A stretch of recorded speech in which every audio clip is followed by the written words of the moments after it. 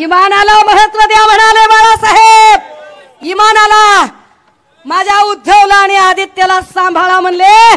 जर तुम्हाला बाळासाहेबांचा विचार मान्य असताना तर आज तुम्ही आपल्याच भावाला शत्रुत्व करत त्याच्या विरोधी गोटात सामील झाला नसतात.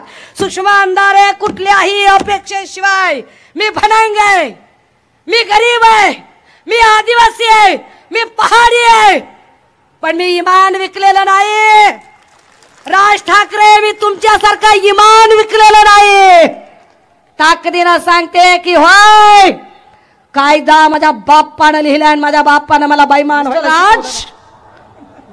Do you have any idea about this video? Mr. राज, क्या आपको कुछ अंदाजा है इस वीडियो के बारे में? तुम्ही मला सांगताय तुम्ही सुषमा अंधारेवर शंका घ्यायची. अरे सुषमा अंधारे खऱ्या अर्थानं बाळासाहेबांच्या विचारांचा वारसा चालवते. सुषमा अंधारे खऱ्या अर्थानं बाळासाहेबांसाठी. मिस्टर राज, मी तुम्हाला सुद्धा उत्तर द्यायला खरं तर बांधील नाही. You are not my type, अजिबात नाही. माझी कॉम्पिटिशन तुमच्यासारख्या, कारण तुमच्यात माझ्यात फरक आहे. मी विद्रोही आहे, तुम्ही ऊर बडवे आहात. तुमच्यात ऊर बडवेपणा आहे. गोडसेचे हुक्का पार्लर मधले काही व्हिडिओ घेऊन आले. म्हटलं काय दादा आता तुम्ही काय मला दाखवायचं, मी सांगते तुम्हाला आणि तुम्ही सांगा मला.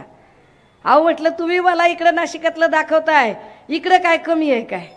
इकडे तुम्ही हुक्का पार्लर मधले व्हिडिओ दाखवायला लागलात, इकडे आमची सगळी चेंबूरची सगळी धारावीची जनता लिफ्ट मधले व्हिडिओ दाखवायला लागली. आय लव्ह यू छान लव्ह यू. काय अवघड आहे सगळं.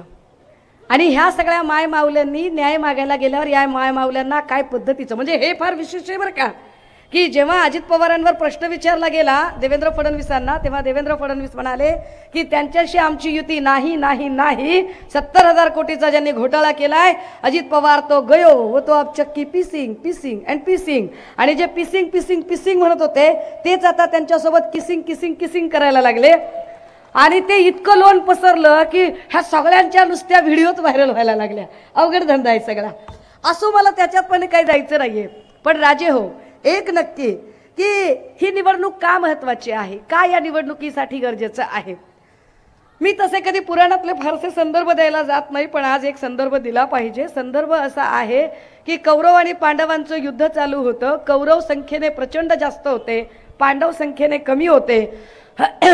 आणि संख्येने जास्त आणि त्यांच्यासोबत सगळेच बाकीचे इतर धुरंधर होते.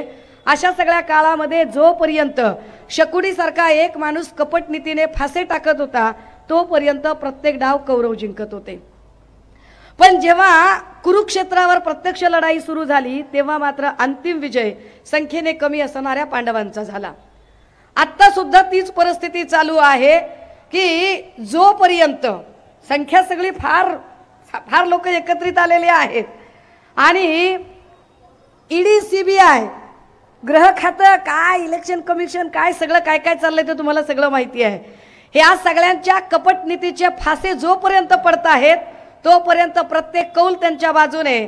परंतु 2024च्या लोकसभांचा निवडणुकीचं हे कुरुक्षेत्र जे आता सुरू झालंय या कुरुक्षेत्रावर मात्र विजय निश्चितपणाने उद्धव बाळासाहेब ठाकरे यांचा होईल. आणि तो का होईल त्याची काही कारणं आहेत. त्यातलं महत्त्वाचं कारण की लोक महागाईला प्रचंड वैतागलेले आहेत. लोक सरळ सरळ प्रश्न विचारतात की असं काही आहे का बाबा की मुस्लिमाला जर 1200 रुपयाला गॅस मिळतो तर हिंदूला काय 200ला मिळणार आहे का? तर तेवढंच मिळणार आहे. मुस्लिमाला जर 200 रुपये किलोने तूर डाळ मिळाली तर हिंदूला काय 20 रुपये किलोने मिळणार आहे का? सारखाच भाव आहे. मुस्लिमाच्या लेकराला जर 2.5-3 लाख रुपये जर ऍडमिशनला होत असतील तर हिंदूच्या पोराला काय फुकट ऍडमिशन मिळेल का? तर तसं पण नाहीये. जो न्याय इथे हिंदूला असेल तोच मुस्लिमांना, तोच बौद्धांना, तोच ख्रिश्चनांना, तोच जैनांना असेल. असं असताना सुद्धा काही लोक जाणीवपूर्वक वाद निर्माण करतात. बरं, त्यांना त्या नरेटिव्हमधनं बाहेर पडता येत नाही, त्यांना त्याची उत्तरं देता येत नाहीत. मग आम्ही त्यांना प्रश्न विचारतोय महिला सुरक्षेचं काय? कारण तिकडे काय झालं त्या सगळ्या लोकांचं मणिपूरमध्ये, म्हणजे वॉर रुकवा दी पापा, पापा वॉर रुकवा दी. अरे पापा ने अगर वॉर रुकवा दी है, पापा अगर पापा इतना तुम्हारा ताकतवर है तो पापा मणिपुर में नहीं क्यों गया? क्यों मणिपुर में जाकर पापा ने वहां का जो दंगा था वो क्यों नहीं बंद कराया? आमच्या 2 माय मावल्या नागवल्या गेल्या, त्यावर बोलायला चकार शब्द काढायला वेळ नाही मोदीजींना. मोदीजींचे जे भक्तुल्य आहेत, जे कोपच्यात, कोण बोललं, कोणीतरी म्हटला की काय आपल्या पत्रकार परिषदेवरून मुलाखतीवरून कोणीतरी बोलला, शिंदे गटातला एक कोणीतरी ज्ञान पाजळायला आला होता. त्या ज्ञान पाजळणाऱ्याला हे माहित पाहिजे की अरे मोदींमध्ये किती छाती आहे. 56 इंचची छाती असणारा मोदी अजूनही एकदाही प्रेस कॉन्फरन्सला सामोरं का जात नाही, याचं उत्तर नरेंद्र मोदींचे मुनी म्हणून काम करणाऱ्या देवेंद्र फडणवीस आणि त्यांची हुजरेगिरी करणाऱ्या एकनाथ शिंदे आणि त्यांच्या मंडळींनी दिले पाहिजे की एकही प्रेस कॉन्फरन्सला ते का सामोरे जात नाहीत. प्रेस कुणाला देतात, मुलाखत कुणाला देतात, तर मुलाखत घेणार कोण, विश्वगुरूची अक्षय कुमार. आणि अक्षय कुमार प्रश्न काय विचारणार, विश्वगुरूला यूपीएससीतला सगळ्यात कठीण प्रश्न विचारला जातो, मोदीजी मोदीजी आप आम काट कर खाते हो की चूस कर खाते हो. काय प्रश्न आहे, केवढा अवघड प्रश्न आहे. एवढा अवघड प्रश्न असतो का की मोदीजी आप आम काट कर खाते हो की चूस कर खाते हो. पण त्यांना त्या कुठल्याच प्रश्नांचं उत्तर देता येत नाही. मग ते काय करतात, तर ते फक्त आणि फक्त माणसं फोडायचं काम करतात. जे लोक म्हणतायत की मोदी की गारंटी है, मोदी की गारंटी है, कैसी मोदी की गारंटी है. अरे अगर मोदी को खुद की गारंटी होती, मोदी को अपने ऊपर इतना भरोसा होता और बीजेपी को अपने ऊपर इतना भरोसा होता, तो मोदी और बीजेपी अपने बलबूते पर ये इलेक्शन लढते. ते स्वतःच्या बलबूत्यावर इलेक्शन लढले असते, परंतु तसं त्यांनी केलं नाही. त्यांनी अनेक ठिकाणी अनेक पक्ष फोडले. महाराष्ट्रात तर त्यांनी महाराष्ट्रात आधी कुणाला फोडलं, आधी आपले 40 तिकडे दिले. काय म्हणालात, अरे बापरे. आता ते तिकडे 40 जण नेले तरी मोदींना अजिबात गॅरंटी वाटली नाही, देवेंद्रजींना पण गॅरंटी वाटली नाही.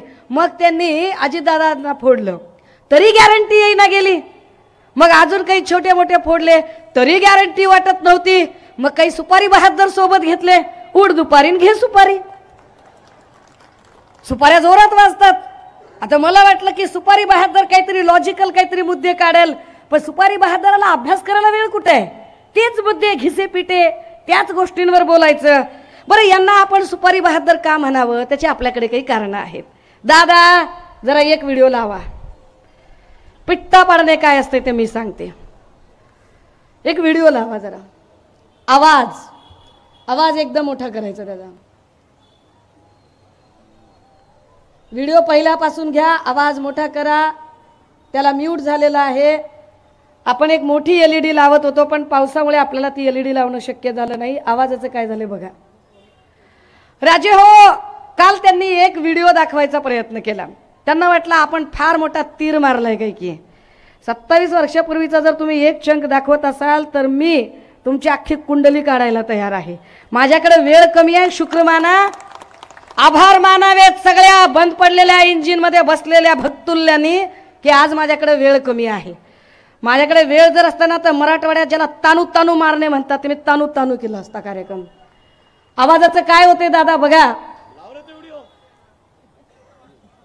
आवाज येत नाहीये, आवाजाचा काहीतरी प्रॉब्लेम होतोय.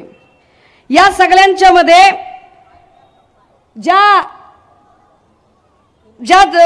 काय राज ठाकरे यांनी जे जे काही मुद्दे मांडले आणि राज ठाकरे यांनी ज्या काही पद्धतीने काल बोलायचा प्रयत्न केला, राज ठाकरे तेच आहेत जे कधी काळी अजित पवारांवर काही बोलायचे आणि त्यांना असं वाटायचं की आपण काहीतरी फार मोठं डोकं लावलेलं आहे.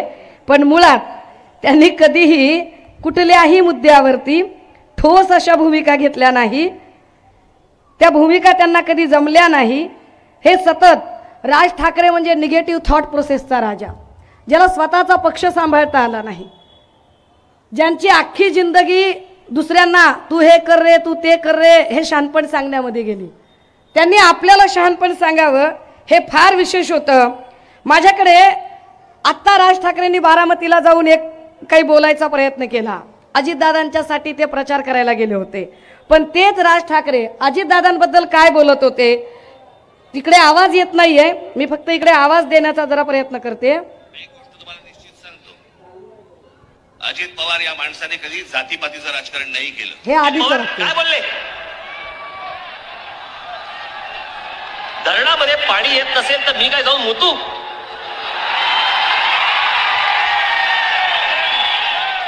अजित पवार याच्या पुढे महाराष्ट्रात तुम्हाला मत नाही मिळणार, तुम्हाला मूत मिळेल याच्या पुढे. अजित पवार याच्या पुढे महाराष्ट्रात तुम्हाला मत नाही मिळणार, तुम्हाला मूत मिळेल याच्या पुढे.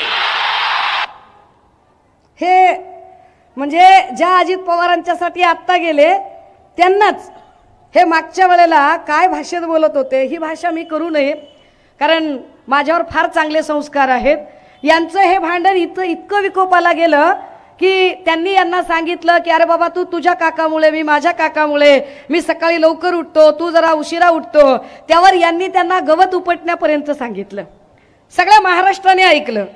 या सगळ्यांच्या मध्ये पुन्हा जे काय म्हणत होते म्हणजे 27 वर्षापूर्वीचा वादविवाद स्पर्धेतला एक व्हिडिओ दाखवणाऱ्या राज ठाकरेंना विसर पडला की राज ठाकरे आत्ता काय बोलत होते, मागच्या वेळेला काय बोलत होते. दादा दुसरा व्हिडिओ नीट चालतोय का बघा, काय तुमचा इश्यू झालाय ते नीट चेक करा. आहे दुसरा व्हिडिओ बघा.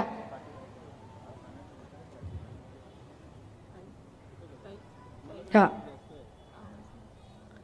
LED ला आवाजच नाहीये. छे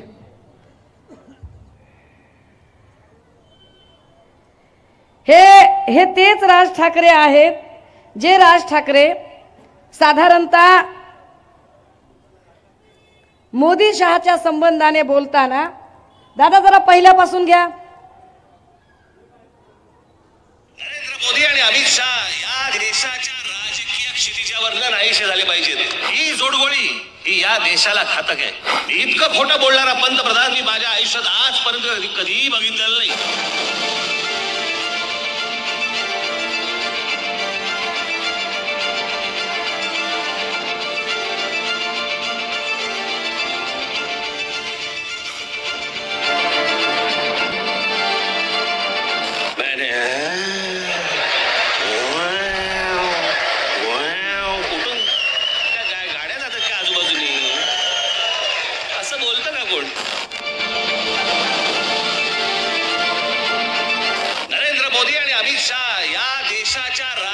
क्षितिजावर नाहीसे झाले पाहिजेत. या दोघांना तर नाहीच नाही, परंतु या दोघांना मदत होईल अशाही कोणाला मतदान करायचं नाही. याच पंतप्रधानांनी सांगितलं होतं की मी या देशातल्या परदेशामधनं मी पैसे आणीन. जो काळा पैसा परदेशामध्ये आहे तो पैसा सगळा मी इथे परत आणीन, भारतामध्ये आणीन आणि या देशातल्या प्रत्येक माणसाच्या खात्यामध्ये मी 15-15 लाख रुपये टाकीन. बोलले होते की नव्हते? प्रयोग आम्ही नरेंद्र मोदींचा पाहिला, ज्यांनी देश खड्ड्यात घातला. उद्या राहुल गांधी पंतप्रधान होऊ देत, आम्हाला बघू देत. उद्या जर समजा या देशाच्या नशिबामध्ये चांगली गोष्ट असेल तर त्यांच्या हातून या देशामध्ये काही चांगली गोष्ट घडू शकते. पंतप्रधान हा या देशाला पर्याय कधी होता? कोणी दिला होता? कोणीच दिला नव्हता. तुम्हाला माहिती पण नव्हतं की या देशाचा पंतप्रधान कोण होणार आहेत म्हणून. पण ही जोडगोळी ही या देशाला घातक आहे. इतकं खोटं बोलणारा पंतप्रधान मी माझ्या आयुष्यात आजपर्यंत कधीही बघितलेलं नाही. 8,50,000 संडास एका आठवड्यामध्ये बांधले. म्हणजे आम्ही त्याचा नीट आकडा काढला तर साधारणपणे 84 संडास एका मिनिटाला होतात आणि 5 सेकंदाला 7 संडास बांधले जातील. 5 सेकंदाला 7 संडास, विक्रमच म्हटलं पाहिजे.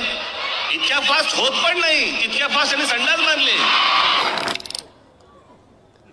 हे राज ठाकरे आहेत. मी मोदींवर काहीच बोलायची गरज नाही. राज ठाकरेंची भाषा आहे की मोदी किती खोटारडे आहेत, अमित शहा किती खोटारडे आहेत आणि मागच्या वेळेला ही सगळी मुक्ताफळं त्यांनी उधळली. फार लांबचा काळ नाहीये. बरं, ही सगळी मुक्ताफळं उधळल्यानंतर काय म्हणाले काल राज ठाकरे? ते असं म्हणाले की काय वाईट दिवस आलेत. म्हटले बघा त्या बाईला तुम्ही म्हणले प्रवक्ता केलंय, त्या बाईला तुम्ही नेता केलंय. हो बाबा, मला नेता केलंय, मला प्रवक्ता केलंय, काय जे असेल ते असेल. पण भाजपवर किती वाईट दिवस आले असतील बरं, की ज्या राज ठाकरेंनी भाजपची एवढी मापं काढली, ज्या राज ठाकरेंनी भाजपची एवढी इज्जत काढली आणि विशेष राज ठाकरेवर किती वाईट दिवस आले असतील की ज्या भाजपच्या नेत्यांनी, ज्या देवेंद्र फडणवीसांनी राज ठाकरेंना अक्षरशः चिल्लर सुपारीबाज करून टाकलं. वाक्य नीट आहे का? ज्या राज ठाकरेंना देवेंद्र फडणवीसांनी चिल्लर सुपारीबाज करून टाकलं ते देवेंद्र फडणवीसांची किती वाईट वेळ असेल. म्हणजे पिंजरा पिक्चर मध्ये आठवते का तुम्हाला? पिंजरा पिक्चर मध्ये ना एक काय ती चंद्रकला का काहीतरी नावाची बाई आहे आणि त्याच्यामध्ये एक मास्तर आहे ज्याला फार आदर्शवत काही स्वप्न पडत आहेत आणि तो सांगतोय की हा तमाशा मी गावाच्या बाहेर काढणार आहे. आणि जेव्हा जेव्हा चित्रपट जसा एंडिंगला येतो तेव्हा क्लायमॅक्सला असं दिसतं की तो जो आदर्शवत स्वप्न पडणारा जो मास्तर आहे तो त्याच तमाशामध्ये असा तुंतुन घेऊन उभा राहतो. मी जास्त काही बोलायला नको. मी यांना म्हटलं की हे फार सुपारी बहादर दादा तिसरा व्हिडिओ तयार ठेवायचा, आवाज आहे माझ्याकडे, काय टेन्शन घेऊ नका. हा, कारण आपल्याकडे खोक्याचे पैसे नाही येत ना त्यांच्यासारखे की जे भाजपचे अशी पैसे देऊन गर्दी बनवतील. ही सगळी विश्वासाची माणसं आहेत, ताकदीनं निष्ठेनं लढणारी माणसं आहेत. ही पैसे देऊन आणलेली माणसं नाहीयेत. आणि त्यामुळे जे भाजपच्या जीवावर मोठ्या स्क्रीन लावू शकतील आणि भाजपच्या जीवावर करतील, आम्ही दुसऱ्याच्या जीवावर दुसऱ्याची पोरं कडेवर घेत नाही. हे पण वाक्य त्यांचंच आहे, दाखवणार आहे मी. आम्ही आमचीच पोरं सांभाळतो. पण हे कसे सुपारी बहादर आहेत हे एकदा सांगितलं पाहिजे. लावा जरा देवेंद्रजींचा व्हिडिओ लावा जरा. हे कसे सुपारी बहादर आहेत, काय म्हणतात बरं आमचे देवाभाऊ यांच्याबद्दल. पहिले तर तुम्हाला एक सांगतो, राज ठाकरेंची अवस्था कशी आहे. एखादा व्यक्ती क्रिकेटमधून रिटायर झाल्यावर तो काय करतो, तो कॉमेंट्री करतो. अर्थात तो बांधून घेऊन करतो, हे करतायत की नाही मला माहित नाही, पण तशी राज ठाकरेंची आता अवस्था आहे. ते आता केवळ कॉमेंट्री करतायत, ते खेळत नाही आहेत. Is a non playing person, ते रिटायर्ड आहेत. पण ठीक आहे, आता ज्याची सुपारी आपण घेतली त्याची सुपारी वाजवावी तर लागेल, म्हणून ते वाजवत आहेत. राज ठाकरे सुपारी घेतल्यावर वाजवतात. त्याच्या पुढे बरंच काही ते बोलले की राज ठाकरे म्हणजे कोण, मनसे म्हणजे कोण, मतदार नसलेली सेना. त्याची आता उनसे झालेली आहे, म्हणजे उमेदवार नसलेली सेना. आणि उमेदवार नसलेली सेना आता कुणाच्या, म्हणजे लगीन लोकांचं. काय पद्धतीनं राजकारण चालू आहे की या सगळ्यांच्या मध्ये लोकांच्या लग्नात बुंदी वाटायची वेळ ही राज ठाकरेवर आलेली आहे. सन्माननीय सामाजिक न्याय मंत्री चंद्रकांत हंडोरे साहेबांचं या मंचावर स्वागत आहे. हंडोरे साहेबांची उपस्थिती. आता दादा हो, ज्या देवेंद्र फडणवीसांनी राज ठाकरेंची एवढी आबरू काढली तरीही राज ठाकरे फार बोलायला लागले, तर जरा राज ठाकरेंच्या बद्दल सांगितलं गेलं पाहिजे. होय ते काय म्हणाले, ते काल असं म्हणाले की बघा काय वाईट वेळ आली म्हणाले. अरे बघा कोण बोलतय, राज ठाकरे. तुम्ही वंदनीय बाळासाहेबांना खरंच मानता का? खरंच वंदनीय बाळासाहेबांबद्दल तुमच्या मनात आदर आहे का? खरंच बाळासाहेबांच्या विचारांबद्दल तुमच्या मनात निष्ठा आहे का? की तुमच्या निष्ठा म्हणजे घ्या 200 बोला मनसे अशा आहेत? मला एकदा कळलं पाहिजे की तुमच्या निष्ठा काय आहेत.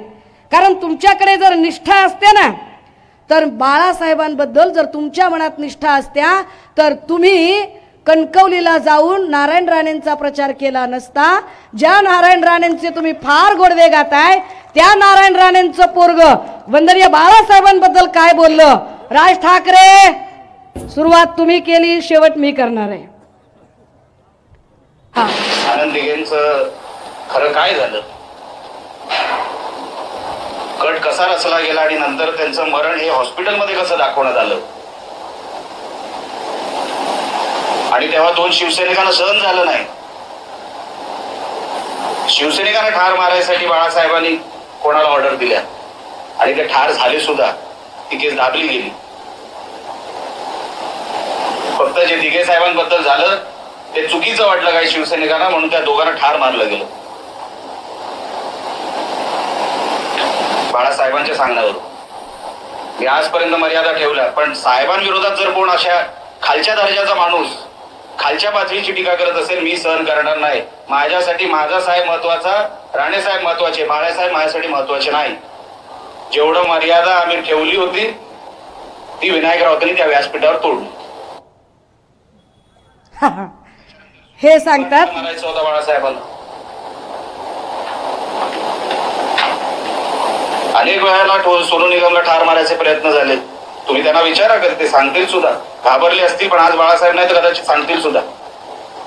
कसे कसे कुठे कुठे सोनू निगमला ठार मारायला शिवसेने केलं बाळासाहेबांच्या सांगण्यावरून. ह्या नारायण राणेंचा पोरगा ज्यांच्यासाठी राज ठाकरे मत मागायला गेले आणि राज ठाकरेंना काल उमाळे फुटत होते वंदनीय बाळासाहेबांबद्दल फार प्रेम आणि आपुलकीचा पाझर फुटत होता काल राज ठाकरेंना. राजजी नाही, राजजी वगैरे म्हणू नये तुम्हाला. Mister Raj, do you have any idea about this video? Mister Raj, क्या आपको कुछ अंदाजा है इस वीडियो के बारे में? जिस वीडियो में नारायण राणे के सुपुत्र बाला साहब पर लांछन लगा रहे हैं, उन्हीं बाला साहब पर, जिन बाला साहब के नाम पर कल आप बहुत आंसू बहा करते थे, बहुत आंसू बहा लिया आपने कल. क्या आपको तनिक भी इस बात का, तनिक भी, जरा भी, रत्ती भर भी अफसोस नहीं है कि उसी नीलेश राणे के बाप को चुन कर लाने के लिए आप कणकवली में गए? तो आप कौन है? कोण आहात तुम्ही मिस्टर राज? कोण आहात मिस्टर राज? घ्या दोन क्षण, बोला मनसे, घ्या दोन क्षण, बोला मनसे. आहात कोण तुम्ही? तुम्ही सांगताय बाळासाहेबांच्या बद्दल. काय बाळासाहेब कळले तुम्हाला? मिस्टर राज, आजपर्यंत तुम्ही भूमिका बदलत आलात. आभार माना स्क्रीनवाल्याचे की पाऊस पडलाय, मोठी स्क्रीन लागलेली नाही, आवाज नीटचा येत नाही, पण मी तुमचा पिट्टा पाडल्याशिवाय सोडणार नाही. मी सोडणार नाही. कारण काल तुम्ही कुणाच्या बी नादाला लागायचं, कुणाच्या पण. नागवंशी आहे मी, नादाला नाही लागायचं, माझ्या अजिबात नादाला लागायचं नाही. मी खूप आधी सांगितलेलं आहे, बाई समजून अजिबात हलक्यात घ्यायचं नाही. तुम्ही आम्हाला सांगायचं भूमिकांच्या बद्दल. अरे ज्या माणसाला आपला भाऊ मृत्यूशय्यावर असताना त्याच्या आजाराची जो माणूस नक्कल करतो, जो माणूस मिनिटाला भूमिका बदलतो, आणि काय म्हणाले ते, आमचे 6 नगरसेवक उद्धव ठाकरेंनी फोडले. बरं, तुमचे 6 नगरसेवक आमच्याकडे आल्यावर तुम्हाला फोडले बिडले आठवतंय का? राम कदम, मनोज सांगळे, प्रवीण दरेकर कुठे गेले? भाजपमध्ये गेले ना. मग भाजपमध्ये ज्यावेळेला ते गेले तेव्हा राज ठाकरे तुमच्या तोंडात दात नव्हते का तेव्हा बोलायला? का प्रश्न विचारले नाही तुम्ही भाजपला की माझे एवढे आमदार तुम्ही का फोडले म्हणून? तिकडे पुण्यामध्ये रुपाली ठोंबरे, वसंत मोरे कुणी फोडले? कुणाच्या नावावर गेले? राज ठाकरे, तुम्हाला मुंबई घाबरत असेल, मी नाही घाबरत, अजिबात घाबरत नाही. मी लाख वेळा सांगितलंय की मी झुकणाऱ्यांपैकी नाही, मी वाकणाऱ्यांपैकी नाही, मी विकणाऱ्यांपैकी नाही. मी इथे आली आहे ती आमदार खासदार व्हायला आली नाही. मी इथे आली आहे कोविडच्या काळामध्ये सन्माननीय उद्धव साहेबांनी आमचा कुटुंब प्रमुख म्हणून, आमचा बाप भाऊ म्हणून या महाराष्ट्रामध्ये आमची प्रचंड काळजी घेतली. आज आमचा बाप भाऊ, आमचा कुटुंब प्रमुख जर अडचणीत आला असेल तर त्याची धर्माची बहीण म्हणून मी ताकदीनं लढण्यासाठी आली आणि ताकदीनं उभी राहिली. तर तुम्ही मला वंदनीय बाळासाहेबांच्या बद्दल सांगताय. अरे खैर, मी तर कॉलेजला होते, मी तर कुठल्याच राजकारणात नव्हते. आणि तुमच्या माहितीसाठी मी तर एकाही राजकीय पक्षाच्या माणसाला चळवळीत असताना सोडलेलं नाहीये. एकाही माणसाला मी प्रत्येक माणसांच्या निर्णयांच्या समीक्षा करत आलेली आहे. परंतु त्या समीक्षा प्रचंड वैचारिक होत्या. तुमच्यासारख्या घ्या दोन क्षण बोला मनसेवाल्या नव्हत्या त्या. मी काहीतरी ठरवून काहीतरी मनाशी आले होते. मिस्टर राज, काय भूमिका होती तुमची? ए दादा, लाव रे बाबा तो व्हिडिओ. यांची जरा नारायण राणे बद्दलची आधीची भूमिका काय होती बघू देत. येत्या 7 तारखेला आपण नारायणरावांना प्रचंड प्रचंड प्रचंड मतांनी आपण त्यांना विजयी करावं अशी आशा अपेक्षा बाळगतो. तुम्हाला खरं सांगतो, मला ना माझ्या कडेवरती माझी पोरं खेळवायची.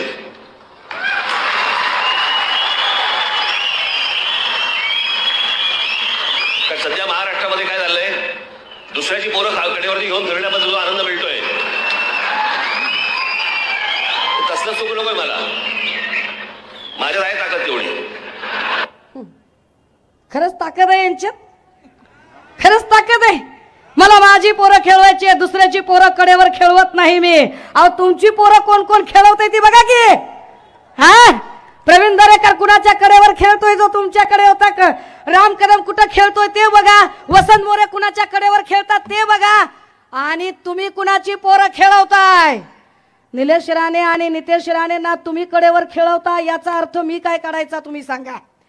राज ठाकरे तुम्ही बहुत पंगा लेली आहे यार, नात करायचा नाही.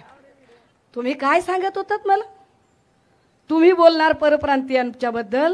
तुम्ही जैन धर्मीयांचा पर्युषण काळ चालू असताना तिथं जिवंत कोंबड्या नेऊन त्यांच्यासमोर कापणारे आणि जाणीवपूर्वक धार्मिक दंगल कशी निर्माण होईल याचा प्रयत्न करणारे तुम्ही शहाणपण शिकवणार आम्हाला. माझ्याकडे खूप मुद्दे आहेत. मी म्हटलं ना की वेळ कमी आहे, आचारसंहिता आहे आणि पुढे खूप लोक वाट बघत आहेत, म्हणून मला काही महत्त्वाचे मुद्दे तुमच्या समोर मांडायचे आहेत. एक एक एक पुरावा दिला पाहिजे सगळ्या चॅनलला, सगळ्या मीडियाला. एक पत्र आठवतंय का कुणाला? महिला सुरक्षेचा विषय चालू होता, ब्रिजभूषण सिंगवर लैंगिक शोषणाचे आरोप झाले, महिला खेळाडूंनी आरोप केले, आठवतंय? या आरोपानंतर ब्रिजभूषण सिंग महाराष्ट्रात येणार होता, त्याला अडवायची भाषा कुणी केली?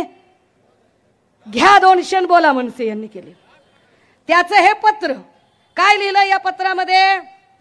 To honourable prime minister Shri Narendra Modi ji, subject seeking your attention to the just demands of women wrestlers.